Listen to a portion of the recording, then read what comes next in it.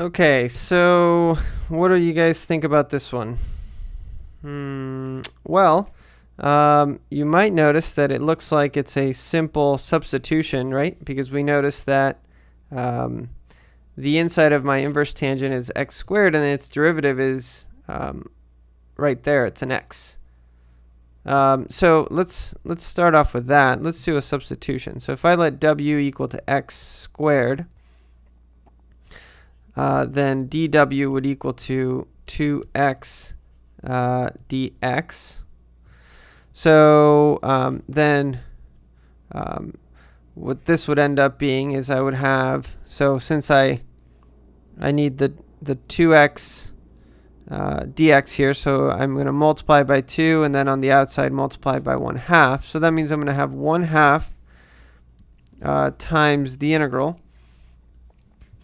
My 2x dx, so that's going to be my dw, right? And then I'm going to have, whoa, that didn't work out too well. Then I'm going to have inverse tangent of w, right? Okay. Wow, not doing too good there. Okay.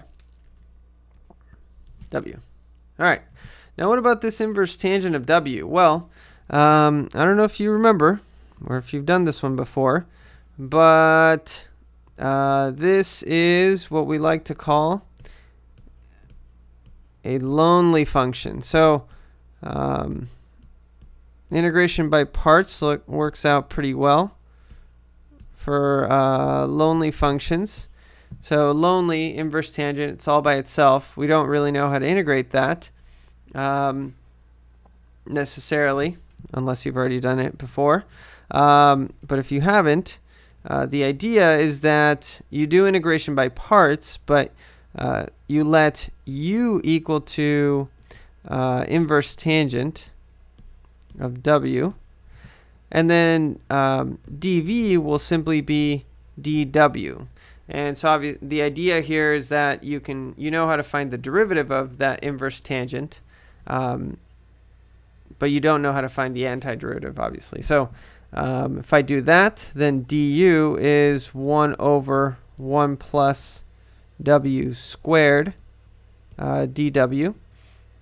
And then v is simply going to be equal to w. Okay? So if I do that, I'm going to get, so don't forget the 1/2 here. So this is going to be 1/2 u times v. So that's going to be 1/2 w. Let me move that over a little bit. 1/2 times w times inverse tangent of w. And then minus the integral of v du. Now, so that's going to give me w over 1 plus w squared dw. Now, hopefully I didn't trick you this time. But remember, I've got to bring over the 1/2, right? Because I have this 1/2 here. So let's see. And then notice this function w over 1 plus w squared. So if you think about that for a little bit, I'll let you think about that for 2 seconds. So if you said we can do a substitution here, you're absolutely correct. We would do, so we used u, v, w. What do you guys want to use for our next substitution? How about t? So if I let t equal to, notice if t is equal to the entire denominator, not just w squared, but together with the 1 plus w squared, notice that its derivative, dt, is equal to 2w dw, and I have a w right there.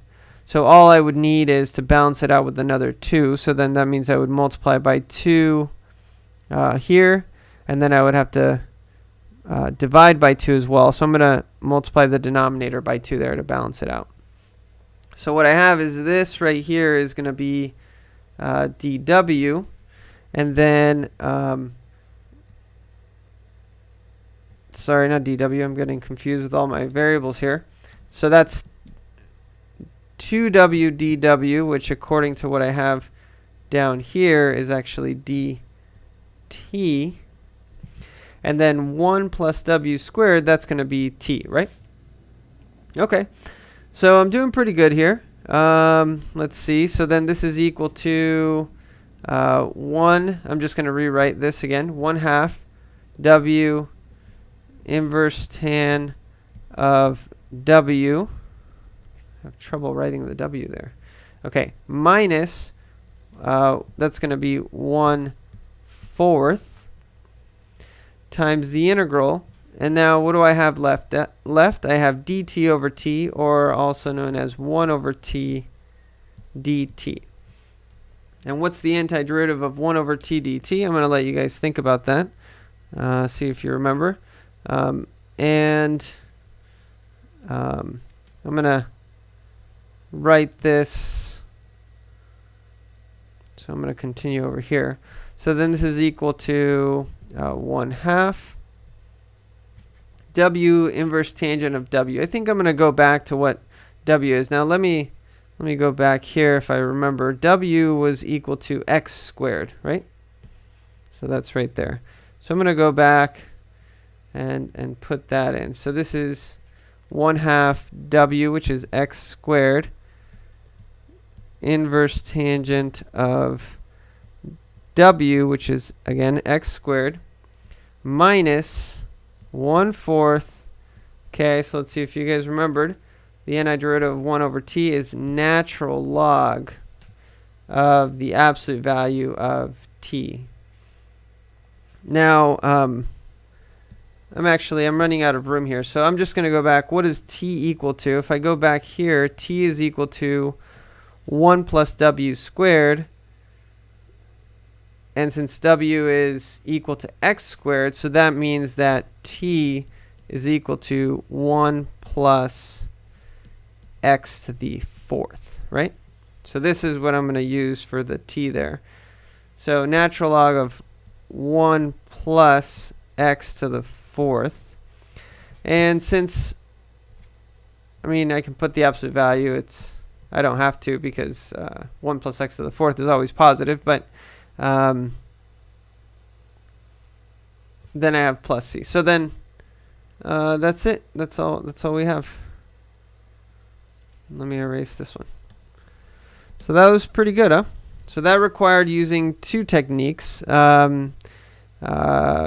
It required a substitution in the beginning, right?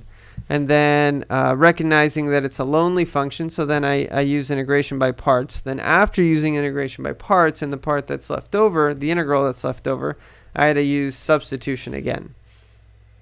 So pretty involved problem. So good job.